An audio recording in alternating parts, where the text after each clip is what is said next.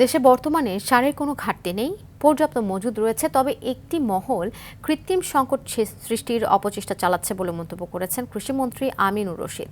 সকালে গাজীপুরের কৃষি গবেষণা ইনস্টিটিউট মিলনায়তনে কৃষি সংক্রান্ত বিভিন্ন প্রতিষ্ঠানের কার্যক্রম নিয়ে আয়োজিত মতবিনিময় সভায় যোগ দিয়ে সাংবাদিকদের প্রশ্নের জবাবে তিনি একথা বলেন।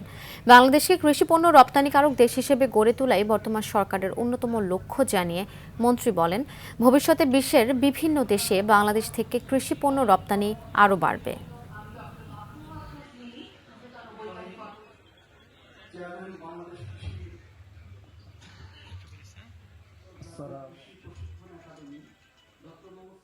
আমাদের এমন একটা দেশে আমরা বসবাস করি যেখানে 12 মাস ফসল ফলে। আমরা সৌভাগ্যবান। বর্তমান সরকারের প্রধান উদ্দেশ্য, প্রধান টার্গেট কৃষি পণ্যকে দেশের প্রধান এবং সবচেয়ে বড় রপ্তানি পণ্য হিসাবে চিহ্নিত করে ওইটার উপরে আমরা কাজ করছি।